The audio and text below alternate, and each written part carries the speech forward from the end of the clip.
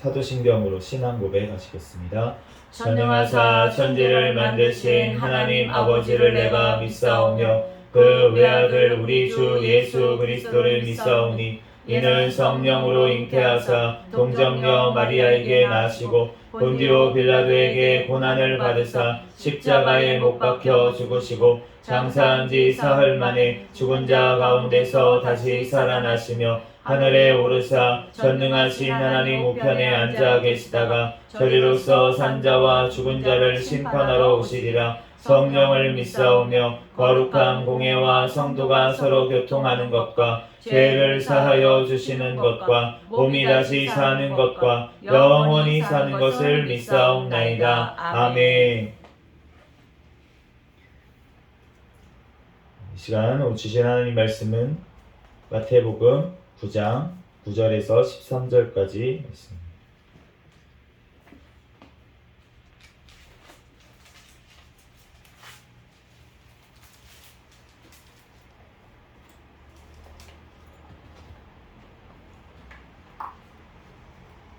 마태복음 9장 9절에서 13절까지.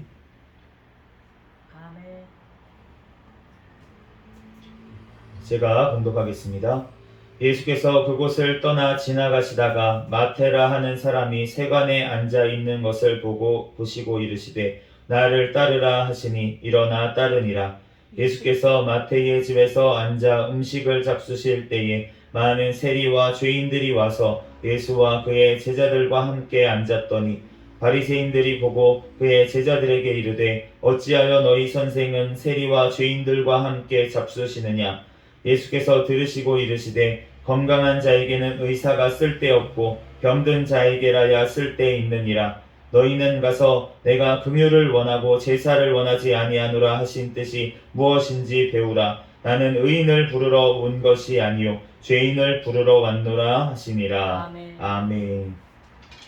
잠시 기도하고 특송. 이 시간 하나님 앞에 특송으로 영광 돌리는 시간입니다. 집사님 특송 찬송가 하세요. 찬송가. 네. 찬송가 이렇게 열면은 있잖아요. 여기 찬송가. 나 같은 주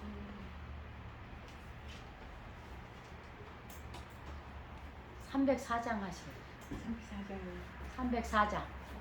그 크신 하나님 사랑. 뭐 하실 거예요? 뭐 지금 찾으셨어?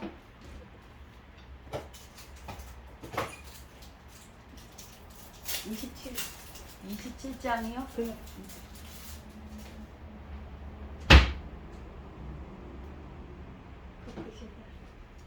그 크신 사랑이 304장. 27장?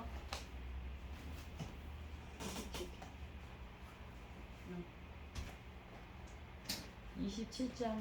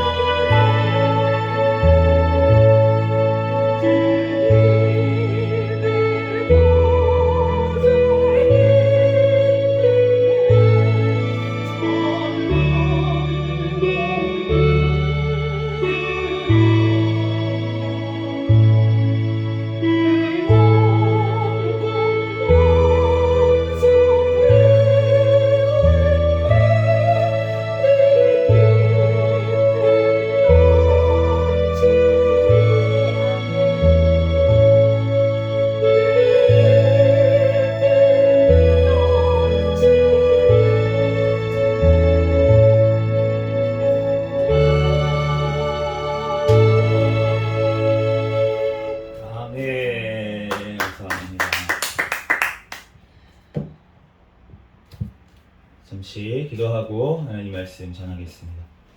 할렐루야. 사랑과 은혜가 충만하신 하나님, 은혜와 사랑에 감사합니다. 아멘. 주님께서 우리를 사랑하여 주셔서 하나님 독생자 아들 예수님을 우리를 위해서 이 땅에 보내시고 십자가에 또한 못 박혀 피 흘려 주시고 또한 부활하셔서 하나님 우리의 또한 영원한 사망의 죄의 문제를 해결하여 주신 주님의 은혜와 사랑에 감사합니다. 이 시간 주님의 그 사랑에 감사하여 하나님 앞에 예배 드리오니 주님께서 홀로 영광받아 주시옵소서. 아멘. 이 시간 부족한 종을 또한 단위에 세우셨사오니 모든 허물들은 십자가 뒤에 감춰 주시고 이 시간 성령 하나님께서 각 사람 심령 가운데 친히 깨닫는 지혜를 더하여 주시고 이 시간 예수 그리스도만 증거되는 시간이 되게 축복하여 주시옵소서. 아멘. 모든 걸 주님께 맡기오며 거룩하신 예수 그리스도의 이름으로 기도합니다. 아멘. 아멘.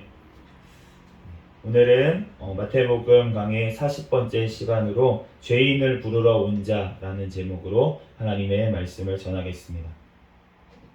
오늘 본문 9절 말씀 같이 다시 읽어보도록 하겠습니다. 9절 말씀 시작. 예수께서 그곳을 떠나 지나가시다가 마테라 하는 사람이 세관에 앉아 있는 것을 보시고 이르시되 나를 따르라 하시니 일어나 따르니라. 아멘.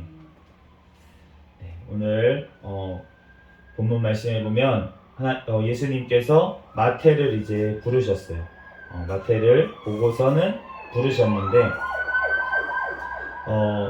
오늘 세관에 앉아 있는 마태를 보고 나를 따르라 이렇게 부르시니 마태가 어떻게 했냐면 일어나 따르니라 이렇게 말씀하고 있습니다.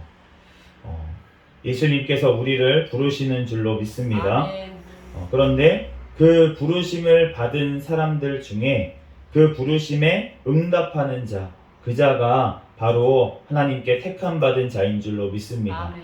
우리가 복음을 전하다가 보면은 이제 어떤 분들은 이제 뭐 전도지를 받아들고 감사합니다 그러고 이제 전도지를 받아서 가서 읽어보고 또 하나님께서 어떻게 역사하셔서 그 분들이 그 전도지를 통해서 또 부족한 우리들의 또 전도를 통해서 주님께서 역사하실지 우리는 알 수가 없습니다. 그런데 어떠한 사람들은 완강하게 거부하는 사람들이 있다는 것입니다. 부름을 받는 사람은 많되 택함을 입은 자는 적다라고 예수님께서 말씀을 하셨는데 부름을 받은 사람은 많다는 거예요. 청함을 받은 사람, 초청을 받은 사람은 많은데 그 중에 택함을 받은 사람이 적다라고 그렇게 말씀을 하셨습니다. 그러므로 부르심에 응답하는 사람이 바로 주님의 택하신 자인 줄로 믿습니다. 아멘. 주님께서 바로 택하신 그 자들이 어떻게 보면 반대로 얘기하면 부르심에 응답을 하게 되는 것이에요.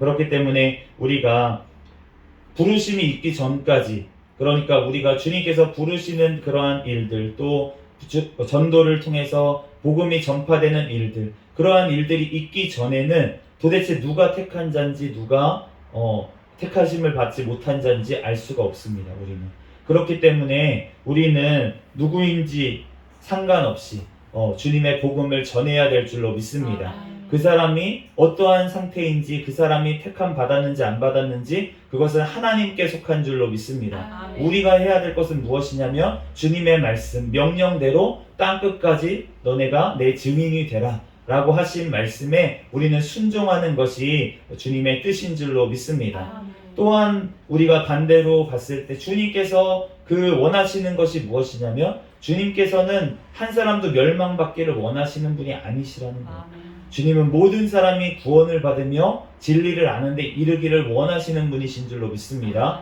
그런데 그 죄악 가운데 나아가는 것은 우리의 죄 때문이지 주님의 어떠한 잘못이 아니라는 거예요. 우리가 모든 사람이 죄 가운데 거하면서 지옥으로 멸망으로 갈 수밖에 없었는데 그 중에서 택해 주셔서 우리를 구원하신 그 하나님을 우리는 찬양해야 될 줄로 믿습니다. 아멘. 우리 10절 말씀 같이 읽어보겠습니다. 시작. 예수께서 마태의 집에서 앉아 음식을 잡수실 때에 많은 세리와 죄인들이 와서 예수와 그의 제자들과 함께 앉았더니, 이제 이 마태의 집에 지금 예수님께서 들어가셨어요. 그래서 마태의 집에서 이제 마태를 부르셨으니까 마태가 예수님을 집으로 초청했구나 라고 이제 생각을 할 수가 있습니다. 그런데 그렇게 앉아서 음식을 잡수실 때에 여기에 또 그 헬라어 이제 성경으로 보면은 이두라는 보라라는 단어가 또 들어가 있거든요. 근데 보라라고 하고서는 뭐라고 써져 있냐면 많은 세리와 죄인들이 같이 있었다 이렇게 얘기를 하고 있습니다. 뭘 보라는 겁니까 지금? 많은 죄인들과 세리들이 함께 있는 예수님과 함께 있는 지금 그 장면을 우리가 주목해서 봐야 될 줄로 믿습니다. 주님은 죄인을 부르러 오신 분이신 줄로 믿습니다. 예수님은 죄인들과 함께 이 땅에 오셨을 때 거하셨다는 것입니다. 그러므로 우리가 이것을 보며 주님께서 우리를 부르신 것이 우리가 죄인인데 우리를 부르셨다는 것을 우리가 알 수가 있습니다. 우리가 의인이라서 우리가 어떠한 공로가 있어서 주님께서 우리를 택하시고 우리를 불러주신 것이 아니라 우리가 그냥 죄인일 뿐인데 우리는 죄인일 뿐인데 주님께서는 우리를 불러서 예수님과 함께 하도록 허락하신 줄로 믿습니다. 그것이 바로 하나님의 은혜라는 것입니다. 하나님의 어떠한 우리의 공로 때문에 했다면 우리가 자랑할 것이 있잖아요. 내가 이렇게 했으니까 예수님이 날 택해 주셨어. 내가 이렇게 했으니까 나를 불러주셨어. 그렇게 자랑할 것이 주님 앞에는 한 사람도 없는 줄로 믿습니다. 모든 사람이 다 죄인이기 때문에 죄 가운데 우리가 멸망받을 수밖에 없었는데 전적인 주님의 은혜로 우리는 구원을 얻게 되는 줄로 믿습니다. 예수님의 부르심도 마찬가지로 우리가 어떠한 선한 일을 해서 우리가 어떠한 무슨 공로라도 조그만 것이 있어서 우리를 불러주신 것이 아니라는 것이에요. 그렇기 때문에 우리는 늘 주님 앞에서 겸손하게 나아가야 될 줄로 믿습니다. 또한 내가 구원받았다고 마치 선민의식을 가지기. 너네는 다 지옥 갈 자식들이야. 나만 구원받았어. 이렇게 교만한 마음을 가져서는 안 될 줄로 믿습니다. 왜냐하면 그 사람이나 나나 똑같은 죄인인데 그냥 하나님의 은혜로 내가 먼저 부름을 받아서 내가 이렇게 주님의 은혜로 이렇게 주님께 나오게 됐는데 우리가 정말 구원받은 그 사람의 진짜 구원받은 자라면 그러면 주님 앞에 어떻게 다른 사람 앞에 교만을 떨 수가 있겠습니까? 주님의 그 은혜 앞에 나 같은 죄인도 구원해 주신 하나님께서 나보다 덜 죄를 지은 저 사람도 주님 구원해 주십시오. 우리가 그렇게 기도하는 사람이 주님의 진짜로 구원받은 자의 자세인 줄로 믿습니다. 내가 교만하게 나는 구원받았어. 너는 지옥 갈 자식이네. 안 되겠다. 그런 사람은 사실은 자신의 구원조차 사실은 돌아봐야 될 사람이라는 거예요. 그 큰아들과 같이 마치 육신은 같이 아버지와 같이 있지만 그렇지만 아버지와 마음에서는 먼 그러한 자일 수가 있다는 것입니다.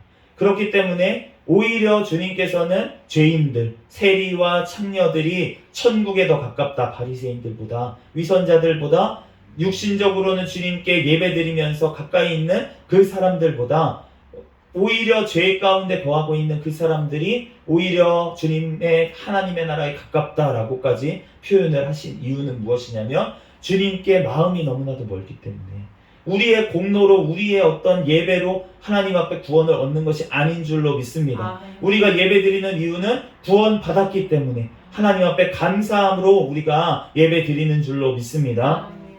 11절 말씀 같이 읽어보겠습니다. 시작. 바리새인들이 보고 그의 제자들에게 이르되 어찌하여 너희 선생은 세리와 죄인들과 함께 잡수시느냐. 세리와 죄인들. 세리는 누군지 알지만 우리가 죄인들 이렇게 써져 있는 이 죄인들이 누군지는 우리가 어떠한 종류의 죄인인지는 정확하게 알 수가 없습니다. 그런데 우리가 누가복음 7장 39절 말씀을 보면은 대충 짐작할 수가 있을 것 같아요. 예수를 청한 바리새인이 이것을 보고 마음에 이르되 이 사람이 만일 선지자더라면 자기를 만지는 이 여자가 누구며 어떠한 자 곧 죄인인 줄을 알았으리라.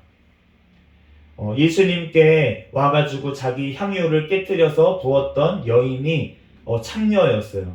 그래서 그 여인이 지금 그 예수님의 발을 씻겨주는 것을 보고 그 바리새인, 그 집에 청했던 그 시몬 바리새인이 뭐라고 했냐면은 이 사람이 만일 선지자면 이 여자가 누구인지 이 사람이 얼마나 죄인인지 알았으리라. 이렇게 얘기하는 것을 보면은 누구나 알만한 죄인이었다는 것입니다. 우리가 뭐 속으로 죄를 지어가지고 드러나지 않은 죄인들이 아니라 그런 죄가 아니라 겉으로 누구나 봐도 저 사람은 죄인이야. 세리들이 바로 그러한 사람들이었거든요.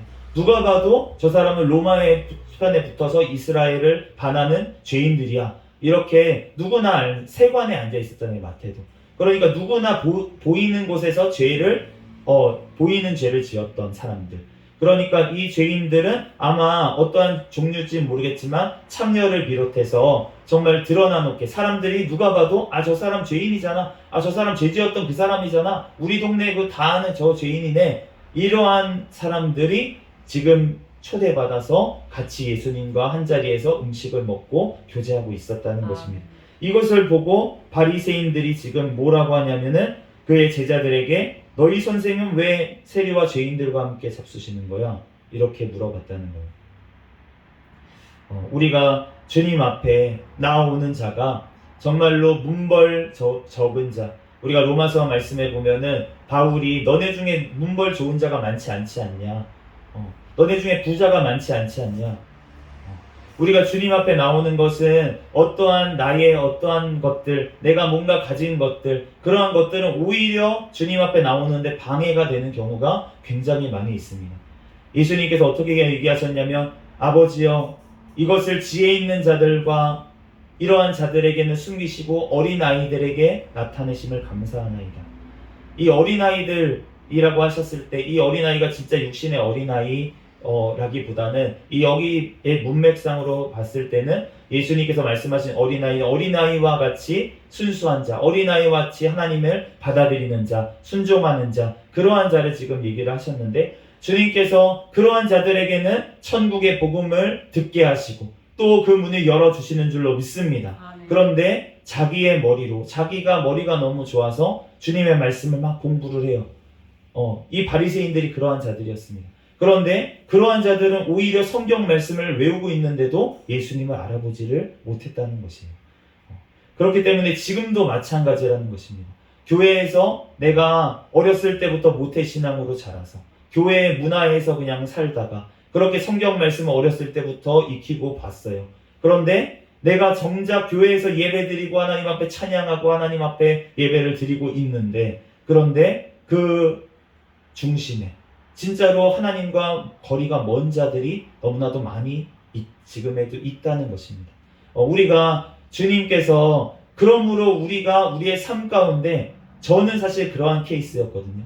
어머니는 사실은 이제 어렸을 때 그러니까 처녀 때 예수님을 영접하시고 은사도 많이 받으시고 그러다가 방황을 하셨어요. 방황을 하시다가 이제 다시 돌아오셔서 정말 둘째 아들과 같은 그런 마음으로 하나님 앞에 그렇게 다시 예배드리고 순종하고 무조건 하나님 앞에 정말 종으로 그렇게 그 신앙생활을 하실 그때쯤에 저는 어떠한 상태였냐면 그냥 어머니를 따라서 그냥 교회를 간 나름 모태신앙이라고 제가 표현하는데 모태신앙과 비슷한 그런데 모태신앙이라고 하십니다. 그러니까 어렸을 때는 교회를 다녔대요. 제가 임신하셨을 때까지 그리고 어렸을 때까지는 교회를 어머니가 데리고 가셨으니까 모태신앙이 맞는데 중간에 이제 공백이 있어서 모태신앙이지만 모태신앙이 또 아닌 것 같은 그렇지만 또 아닌 것 같지만 또 모태신앙인 이상한 이러한 상태가 돼서 제가 이제 그 두 가지 마음을 사실은 다 알게 되고 경험을 했던 것 같아요. 그러니까 모태신앙으로서의 어떠한 그러한 상황들 그리고 모태신앙이 아닌 하나님을 직접적으로 만나는 그런 상황들을 하나님께서 저에게 다 겪게 하신 것이 아마 이렇게 목사를 하면서 그러한 모든 자들을 하나님께서 이해하고 품고 기도할 수 있도록 하기 위해서 그렇게 하나님께서 역사하신 것 같습니다. 그런데 어쨌든 저는 그러한 나름 모태신앙인 상태에서 교회를 이제 초등학교 6학년, 중학교 1학년 때부터 어머니를 따라서 그렇게 다니면서 새벽 기도에 따라가고 수요 예배 따라가고 저녁 예배 따라가고 이러면서 거기서 어머니가 기도하니까 처음에는 방언 기도하는데 처음에는 진짜 방언 기도를 거기 하는 교회였거든요. 방언 기도를 통성으로 막 이렇게 하는데 그걸 보면서 다 미쳤구나. 제가 중학교 때 이분들 다 미쳤구나. 어떻게 뭐 하는 거지 이게 무슨 소리 하는 거지 이러면서 제가 방언의 은사를 이제 고등학교 때 받았거든요. 고등학교 1학년 때. 그래가지고 그때는 중학교 때는 이 사람 이상하다 이렇게 생각을 했었어요. 근데 어쨌든 그러면서 이제 교회를 그래도 꾸준히 다니면서 그렇게 겉으로는 진짜 믿음 좋고 새벽 기도회에 나오는 중학생 고등학생이 어디 있겠습니까? 그러니까 누가 봐도 믿음 좋은 자녀 두셔서 그렇는데 저도 스스로 그런 줄 알았어요. 제가 믿음이 좋다라고 생각을 했었습니다. 그런데 나중에 보니까 제가 얼마나 믿음이 없었는지를 주님께서 처절하게 깨닫게 해주셨어요. 저 인생 가운데 그러한 고난의 그러한 경험을 통해서 하나님께서는 저의 믿음 없음을, 저의 밑바닥을 보게 하셨습니다. 그러니까 정말 그 주님의 은혜가 얼마나 큰지, 나를 찾아오시고 나를 구원하셨다는 그 예수님의 십자가가 그제서야 제대로 보이는 거예요. 주님께서 우리를 잠시 동안 이 유대인들에게도 마찬가지였다는 거예요. 유대인들이 율법의 말씀을 먼저 받은 자들이었습니다. 그런데 이 자들은 선민의식에 가득 차가지고 예수님을 알아보지 못했어요. 그런데 오히려 이들에게 천대받고 또 멸시받았던 나중에 이방인들까지도 예수님께 먼저 돌아옴으로 말미암아서 이 이스라엘 사람들, 육신의 이스라엘이 부끄러움을 당하게 주님께서 하시면서 그렇게 돌아오게 하셨다는 것입니다. 그런데 그렇게 그 사람들을 불순종하는데 내비두신 이유가 무엇이냐면 로마서 말씀에 따르면 주님께서 그 자들도 예수 그리스도로 말미암아서 구원을 받게 하기 위해서 그 자들을 불순종하는 가운데 율법의 말씀 가운데 자기들이 지킨다고 하면서 예수님을 배척하는 가운데 있었던 이유가 무엇이냐면 바로 오히려 예수 그리스도를 통해서 구원을 얻을 수 있도록 죄 가운데 거하게 하시기 위해서 그들을 그렇게 예수님의 십자가에 못 박는 데까지 그렇게 그 사람들이 나아간 줄로 믿습니다. 그렇기 때문에 우리가 주님께서는 죄인을 부르러 오셨는데 주님께서 내가 죄인인지 깨닫지 못하는 자들은 필요 없다라고 말씀을 하시는 거예요. 왜냐하면 필요 없다라고 하시는 게 예수님이 그런 사람들을 필요 없다라고 하시는 것이 아니라 그러한 사람들이 예수님을 필요 없다고 여긴다는 것입니다. 나의 힘으로 구원받는데 내가 의롭게 해서 나의 공로로 지금 충분히 나는 구원받을 수 있을 것 같은데 저런 찬녀나 세리들하고 내가 똑같이 구원을 받는다고? 이건 불합리한 것 같은데? 이렇게 생각이 든다는 거예요. 나는 인생 가운데 거룩하게 살았고 나는 죄도 별로 안 지은 것 같은데 저렇게 죄 지은 사람하고 내가 똑같은 상을 받는다고 똑같은 천국을 상속받는다고 생각하면은 저런 사람들은 조금 지옥에 가야지. 나는 천국에 가도 나는 갈만하니까. 저 사람들은 아니잖아. 이렇게 대놓고 얘기를 하진 않지만 지금 바리새인처럼 그렇게 다른 사람들을 정죄하는 자리에 있는 사람들은 바로 이렇게 여기고 있다는 거예요. 속마음은. 나는 구원받을 만하지만 저 사람은 아니야 라고 내가 심판을 하고 있다는 것입니다. 그렇기 때문에 그 심판의 자리에 있을 때는 사실은 그 심판 자리에 있는 자가 예수님의 심판 자리에 있는 줄로 믿습니다. 너가 비판하는 그 비판으로 비판을 받을 것이요 너가 정죄하는 그 정죄함으로 너가 정죄함을 받으리라. 그런데 이 받으리라 라고 하는 말씀이 미래형으로 되어 있어요. 어디서 정죄를 받겠다는 것입니까? 예수님의 보좌 앞에서 영원한 그 정죄를 받으리라 라고 말씀을 하시는 거예요. 우리가 지금 이 땅에서 비판하고 남을 판단하고 하는 것으로 말미암아 주님께서 우리에게 그 보좌 앞에서 우리에게 똑같이 판단을 너의 기준으로 그럼 내가 판단을 하겠다라고 해주시는 거예요. 그렇기 때문에 우리가 해야 될 것은 무엇입니까? 우리가 정말로 내가 죄 가운데 거할 때 예수 그리스도의 공로로 말미암아 우리는 구원을 얻게 되는 줄로 믿습니다. 그렇기 때문에 그 공로만을 우리가 받은 사람이라면 다른 사람의 죄, 다른 사람의 허물은 주님의 예수님의 이름으로 덮어주게 되는 줄로 믿습니다. 우리가 용서하지 못하면 주님께서는 용서받지 못한다고 우리에게 말씀을 하셨어요. 우리가 주기도문을 맨날 외웁니다. 주기도문을 맨날 예배 때마다 외우고 또 우리가 기도 끝날 때마다도 기도할 때도 있고 어쩔 때는 이제 기도가 안 될 때는 제가 이제 방언으로 기도를 많이 하고 하는데 그러다가 이제 어쩔 때 이제 너무 제가 방언만 해가지고 뭔가 이제 제 영은 살아날지 모르겠지만 제 혼이나 생각 자체는 내가 기도하고 있는 건가? 이러한 생각이 들 때가 있어요. 그럴 때는 제가 주기도문으로 기도를 할 때가 많이 있습니다. 왜냐하면은 그 기도가 사실은 예수님께서 가르쳐 주신 기도고 너네는 이렇게 기도하라고 하시면서 하신 것이기 때문에 그 주기도문이 너무나도 기도할 때 기본이 되고 유익하기 때문에 그거를 이제 기도를 할 때가 있어요. 그런데 기도의 내용 중에 이러한 구절이 있습니다. 우리가 우리에게 죄 지은 자를 사하여 준 것 같이 우리의 죄를 사하여 주옵시고. 주님, 우리가 나에게 죄를 지은 사람을 내가 용서해 준 것 같이 주님 나를 용서해 주세요. 이렇게 예수님께서 기도하라고 하셨는데 그 기도가 그러면 이루어지게 되면 그러면 내가 만약에 용서하지 못하는 그 자가 있다면 그러면은 나는 어떻게 기도하고 있는 것입니까? 주님, 내가 용서하지 않았사오니 나도 용서하지 마시옵소서. 이렇게 지금 기도하고 있는 것이랑 마찬가지잖아요. 우리가 주님 앞에 정말로 이 용서의 문제라는 것, 남을 비판하고 판단하는 문제는 주님 앞에 작은 문제가 아닙니다. 이 비판하고 판단하는 사람은 너가 무엇인데 내 종을 판단하느냐? 판단하는 너는 누구냐? 이렇게 예수님께서 말씀하시는 거예요. 우리가 교회에서도 마찬가지입니다. 우리가 판단이 되는 사람들이 있습니다. 어떻게 보면은 어떠한 경우까지 있냐면은 앞에 세워주신 목사님이 어떠한 잘못을 할 경우가 우리 눈에 보일 때도 있다는 것이에요. 그런데 그것이 보일 때 우리는 어떻게 해야 됩니까?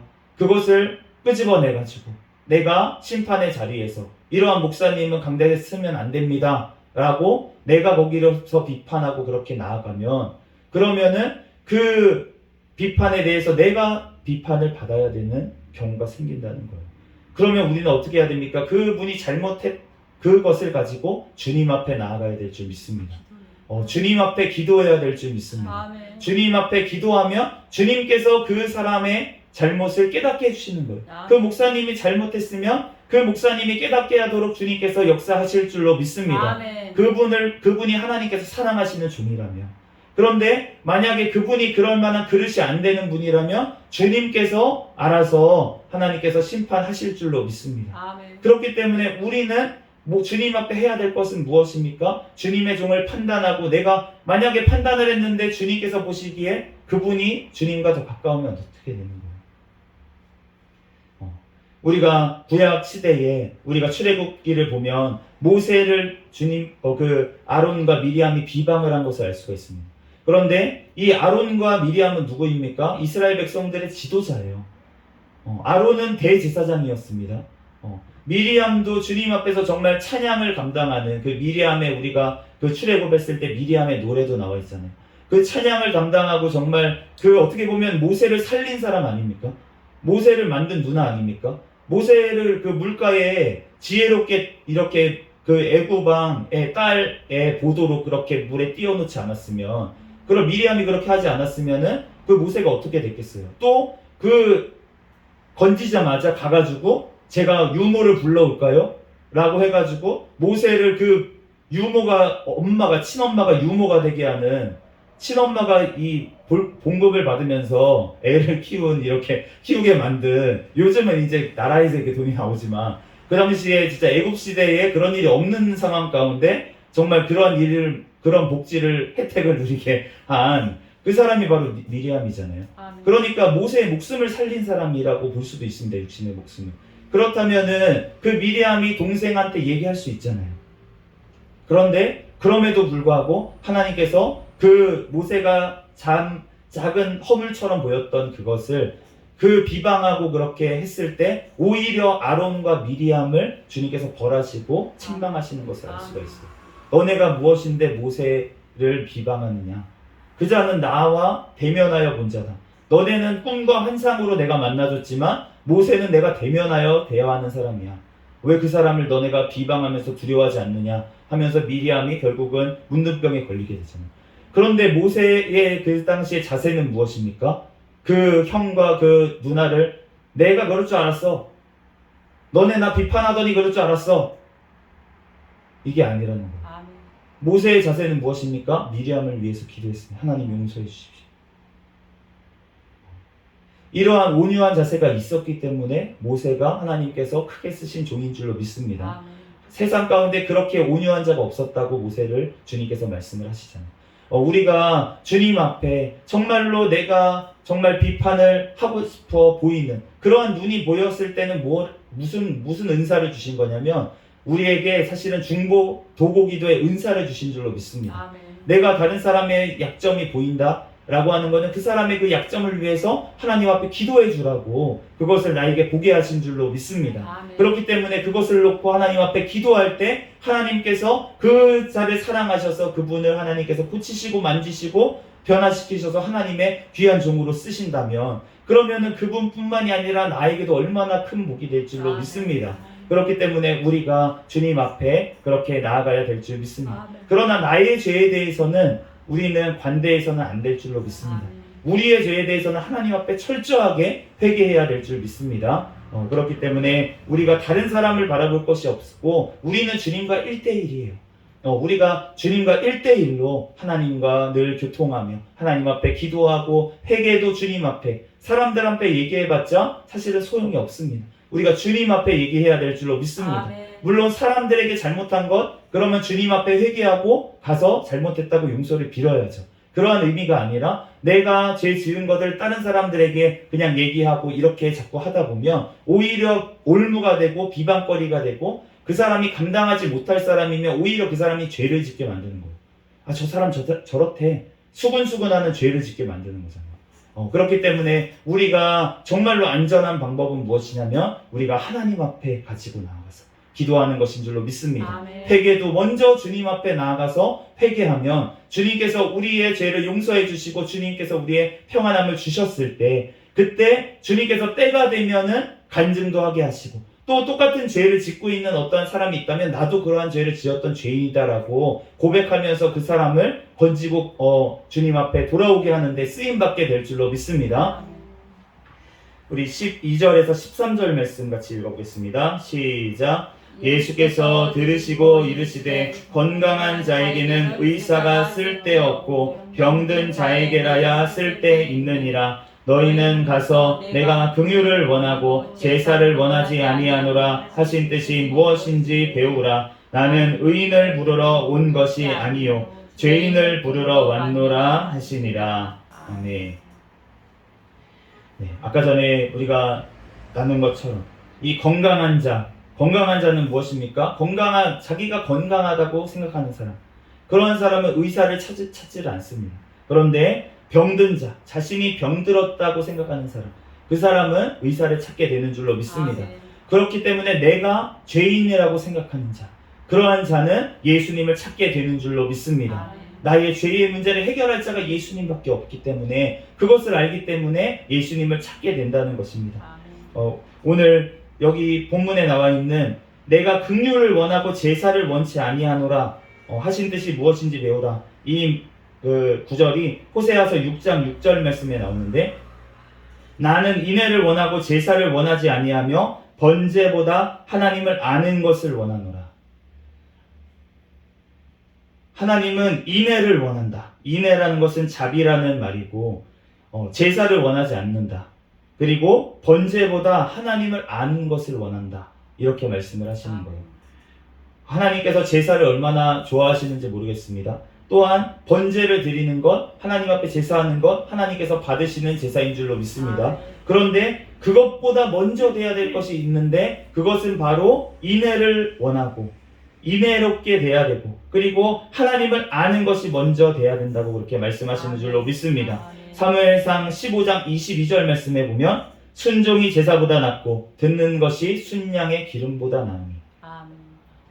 하나님의 말씀에 순종하고 하나님의 말씀을 순종한다는 것은 하나님을 안다는 것이고 하나님이 어떠한 분이 천지 만물을 지으신 그 분이라는 것, 심판하시는 그 하나님이시라는 것, 그것을 알아야 될 줄 믿습니다. 아멘. 그러한 하나님 앞에 우리가 순종할 수가 있게 되는 것이에요. 그렇기 때문에 하나님을 안다고 하면서 하나님 앞에 겸손하지 않는다면 하나님을 진짜로 아는 것이 아닙니다.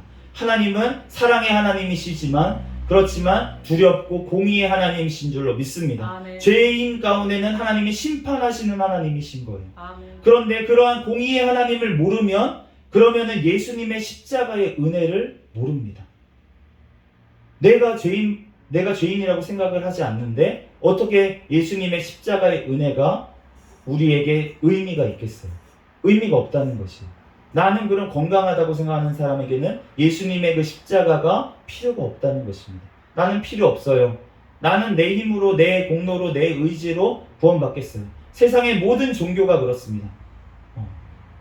기독교만 달라요. 세상의 모든 종교가 자기가 행함으로 말미암아, 자기의 어떤 공로로 말미암아, 자기가 기도 많이 해가지고 영권이 생겨서, 영성이 생겨가지고 그걸로 구원받는다고 생각을 합니다. 불교에서는 해탈을 한다고 표현을 하고, 가톨릭에서 개신교가 떨어져 나온, 종교개혁이 일어난 이유도 무엇이었냐면, 면죄부를 사면은 그러면 연옥에 있던 조상들이 천국으로 간대요. 내가 이 땅에서 공로를 쌓으면 그러면은 천국에 있던, 내가 천국에 더 좋은 곳에 넉넉하게 가고, 내 그것뿐만이 아니라 내 공로가 남으면은 다른 사람에게 공로를 넘겨줄 수도 있다. 이렇게 가르치니까, 그러면은 예수님의 십자가의 구원의 은혜가 너무나도 희석돼 버렸잖아요. 복음이 아닌 거잖아요.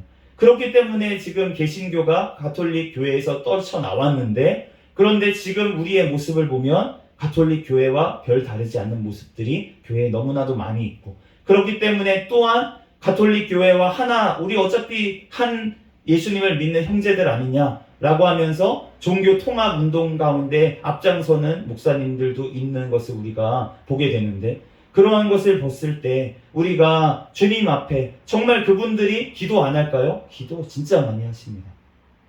진짜 많이 하십니다. 저 같은 부족한 종은 따라갈 수도 없을 정도로 기도 많이 하시는 분들이 있다는 거예요. 그런데 그런 분들이 왜 그러한 곳에 같이 미혹이 되고 같이 그 가톨릭 신부들과 만나서 교황이랑 만나서 교제를 하고 왜 이러한 일이 벌어지냐면, 우리가 주님 앞에서 제사가 먼저이가 아닌 줄로 믿습니다. 아멘. 우리가 예배 가운데 은혜 받는다고 느끼는 것, 우리가 어떠한 은사를 받는 것, 아니면 어떠한 체험을 하는 것, 그것이 먼저가 아닌 줄로 믿습니다. 아멘. 우리의 삶 가운데 예수님의 열매가, 성령의 열매가, 사랑과 희락과 화평과 오래 참음과 자비 양선 충성 온유 절제의 열매가 나타나는가, 그것이 우리의 삶이 거룩한 산 제사가 되고 있는가, 그것이 주님 앞에서 중요한 줄로 믿습니다. 아멘. 그것이 먼저 될 때 우리가 드려지는 예배가 하나님 앞에 올려지는 예배가 되는 것이지, 아멘. 우리가 예배 가운데 엄청난 악기들과 엄청난 그런 사람들이 모여서 하나님 앞에 찬양을 한다고 앉아 있음에도 불구하고, 그곳에 정말 은혜 받는다는 어떤 성령의 은사와 기름 부음이 넘친다고 하더라도 그 가운데 예수 그리스도의 말씀이 없고 우리의 삶 가운데 예수 그리스도의 말씀대로 살아가는 십자가의 모습이 없다면, 그러하면 그 예배는 공허한 예배, 하나님 앞에 아무것도 아닌 예배가 될 수 있다는 것입니다. 우리가 마태복음에 정말 두려운 말씀이 있는데, 예수님이 왼편과 오른편에 양과 염소로 갈랐어요. 그러면서 하시는 말씀이 무엇이냐면, 그 왼편에 있는 자들에게 내가 목마를 때 먹을 것을 주지 않았고, 내가 배고플 때 너희가 먹을 것을 주지 않았고, 내가 헐벗었을 때 너희가 입히지 않았고, 내가 감옥에 갇혔을 때 너희가 와보지 않았다. 그런데 그 사람들이, 우리가 언제 그렇게 했습니까? 지극히 작은 자 하나에게 하지 않은 것이 나에게 하지 않은 것이다. 이렇게 말씀을 하십니다.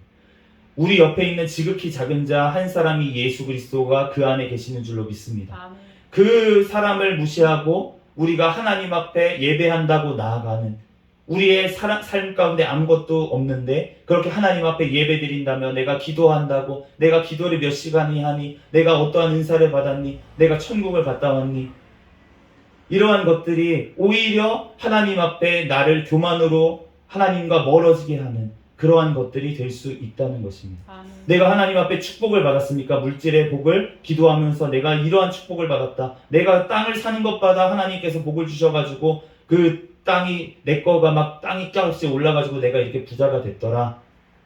물론 하나님께서 그 은혜를 주신 줄로 믿습니다. 아멘. 그런데 또한 하나님께서 그걸 주시면서 그 동시에 그것은 무엇이냐면 시험거리라는 거예요. 하나님의 테스트거리입니다. 내가 이걸 줬는데 너는 어떻게 할 것이냐. 우리에게 생명을 줬는데 주님께서 우리의 삶을 어떻게 쓰고 있는지, 우리에게 달란트를 주시고 나서 주님께서 그 달란트를 어떻게 쓰고 있는지, 어떻게 그것을 남겼는지 주님께서는 그것을 보시는 줄로 믿습니다. 아멘. 많이 받은 자는 많이 남겨야 됩니다. 적게 받은 자는 적게 남긴다고 하셨는데, 그런데 내가 많이 받았다고 자랑하는 사람은 주님 앞에 많이 남겨서 올려드려야 되는 것이에요. 아멘. 그렇기 때문에 오히려 더 두렵고 떨리고 겸손한 마음으로 주님 앞에 나아가야 될 줄로 믿습니다. 아멘. 그렇기 때문에 우리가 어떠한 많은 은사를 받는 것도 좋고 그게 유익하게 쓰임 받을 때도 있지만, 그렇지만 그렇게 쓰임 받고 내가 버림받으면 무슨 소용이 있겠어요? 우리가 예수님께서 내가 주의 이름으로 선지자 노릇하며 주의 이름으로 귀신을 쫓아내며 주의 이름으로 권능을 행하지 아니하였나이까? 그런데 예수님께서 내가 너를 도무지 알지 못하노니 바깥 어두운 데 가서 이를 갈리에 있으리라 말씀을 하시는데, 우리가 주님 앞에 어떠한 은사나 이러한 것들을 자랑하고 그렇게 했던 것이 고린도 교회였었는데, 그런데 그러한 고린도 교회에 주시는 가장 중요한 말씀이 무엇이었습니까? 사랑이 없으면 아무것도 아니다. 아멘. 사랑이 없으면 아무것도 아닙니다. 우리가 예수 그리스도의 그 사랑으로 우리가 행해야 될 줄 믿습니다. 아멘. 우리에게 주신 그 은혜를 가지고 우리가 그 사랑을 나누어 줘야 될 줄로 믿습니다. 아멘. 그럴 때 주님께서 우리에게 잘하였다 충성된 종아 그렇게 칭찬하실 줄로 믿습니다. 아멘. 우리가 로마서 12장 1절에서 2절 말씀 보면, 그러므로 형제들아 내가 하나님의 모든 자비하심으로 너희를 권하노니 너희 몸을 하나님이 기뻐하시는 거룩한 산 제물로 드리라. 이는 너희가 드릴 영적 예민이라. 너희는 이 세대를 본받지 말고 오직 마음을 새롭게 함으로 변화를 받아 하나님의 선하시고 기뻐하시고 온전하신 뜻이 무엇인지 분별하도록 하라. 우리가 이 하나님 앞에 이 마지막 때를 살아가면서 우리의 몸을 하나님의 거룩한 산 제물로 올려드려야 될 줄 믿습니다. 아멘. 그런데 그렇게 되기 위해서는 우리는 이 세대를 본받지 말라고 그렇게 말씀을 하십니다. 지금 이 세대가 어떻게 가고 있습니까? 다 종교가 하나로 가는 그런 시대로 가고 있어요. 그런데 우리가 그러한 시대 가운데 우리는 예수 그리스도로 말미암아 오직 예수 그리스도로 말미암아 구원받는다는 이 구원의 진리를 놓쳐서는 안 될 줄로 믿습니다. 아멘. 우리가 교회가 하나 되는 것 중요합니다. 주님께서도 예수 그리스도 안에서 교회는 하나라고 말씀하신 줄로 믿습니다. 아멘. 그런데 그것보다 더 중요한 것은 무엇이냐면 교회가 하나가 돼야 될 텐데 그 교회가 하나님의 거룩한 교회가 먼저 돼야 될 줄로 믿습니다. 아멘. 그 거룩한 교회들이 모인 곳이 교회이지, 아무 사람이나 모여있다고, 많은 사람이 모여있다고 그것이 교회가 아니라는 것이에요. 아멘. 주님 앞에, 정말로 하나님 앞에 우리는 온전히 예수님과 붙어 있다면, 그러면 우리가 당장 육신적으로 모이지 않더라도 우리는 벌써 하나의 교회인 줄로 믿습니다. 아멘. 예수 그리스도와 연합된 자들의 그 모임이 그 영원한 우리가 천국의 모임, 우리가 예수 그리스도와 함께 하는 성도들의 모임일진데, 그 모임은 천국에서 벌써 이루어지는 줄로 믿습니다. 아멘. 또한 이 땅에서도 우리가 예수 그리스도와 연합된 자들은 어느 곳에 있든지, 육신적으로 떨어져 있든지, 아니면 다른 교회를 다니고 있든지, 아니면 심지어 우리가 제가 아까 전에 욕을 한 건 아니지만 그 교리가 잘못됐다고 얘기했던 가톨릭 교회라고 할지라도 그 교회 안에 진짜로 예수 그리스도로 말미암아서 믿음으로 구원을 받는 자가 있다는 것이에요. 아멘. 우리가 계시록 말씀에 보면은 아시아의 7교회에 편지를 보냈는데 그 중에 한 교회가 사대 교회가 있습니다. 사대 교회가 무엇이냐면 너네가 교회라는 모양은 있으나 죽은 교회다, 이렇게 말씀을 하셨는데 예수님께서, 그런데 그 사대 교회에 뭐라고 말씀하시냐면 그곳에서도 흰옷을 입고 하나님 앞에 구별된 자들은, 남아있는 자들은 내가 천국에서 영원한 것으로 주겠다고 그렇게 약속을 하셨어요.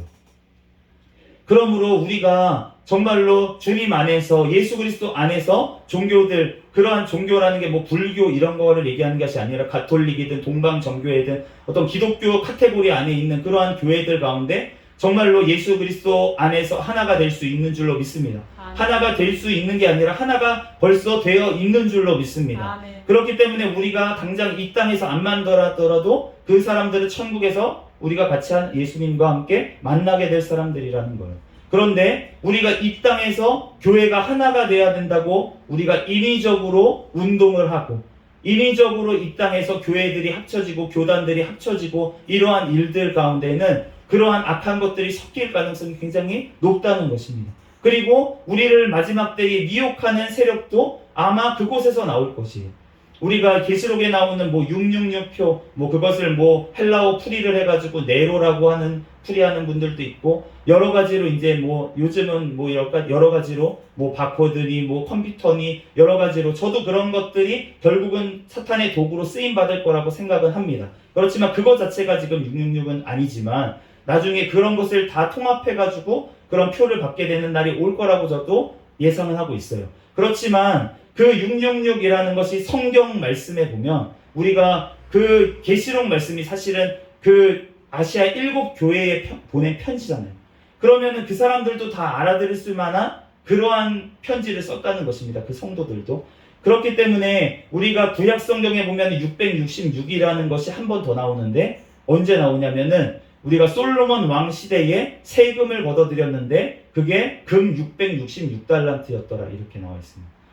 그렇기 때문에 그 구약 성경의 666이라는 숫자, 그 숫자 자체도 사실은 그 솔로몬 왕이 어떤 왕이었습니까? 진짜 하나님 앞에 그 솔로몬 시대가 가장 번성하고 어떻게 보면 가장 찬란했던 그 시대잖아요. 그렇기 때문에 그때에 솔로몬 왕이 했던 것이 우상 숭배였습니다. 그렇기 때문에 그 666이라고 하는 것, 그 사람의 수를 세어봐라 라고 주님께서 말씀을 하셨는데 그 수를 세어보는 그 666이 사실은 교회 안에서 교회라고 하는 예수님을 믿는다고 하는 그 무리 내에서 나올 가능성이 굉장히 높다는 것이에요. 교황도 마찬가지고 그런 의미에서 교황이 예전에 적그리스도적인 그런 교황들도 있었다는 것입니다. 그렇기 때문에 우리가 지금 이 시대에도 우리의 교회 내에서 우리가 교회 내에 따르고 있는 어떠한 그 정말 추종하는 그 사람을 통해서 사탄이 역사할 수 있다는 것이에요. 그렇기 때문에 우리는 늘 깨어서 분별해야 될 줄로 믿습니다. 우리들이 정말로 주님 앞에 정말 내가 한 사람이 얼마나 하나님 앞에 값진 존재인지 우리는 먼저 깨달아야 될 줄 믿습니다. 아멘. 오늘 본문 말씀과 병행이 되는 누가복음 말씀에 보면 내가 의인을 부르러 온 것이 아니요 죄인을 불러 회개시키러 왔노라 이렇게 말씀을 하십니다. 누가복음 15장 7절에 내가 너희에게 이르노니 이와 같이 죄인 한 사람이 회개하면 하늘에서는 회개할 것 없는 의인 99으로 인하여 기뻐하는 것보다 더하리라. 우리가 주님 앞에 회개하는 그 한 사람이 되어야 될 줄 믿습니다. 로마서 5장 8절에 우리가 아직 죄인 되었을 때에 그리스도께서 우리를 위하여 죽으심으로 하나님께서 우리에 대한 자기의 사랑을 확증하셨느니라.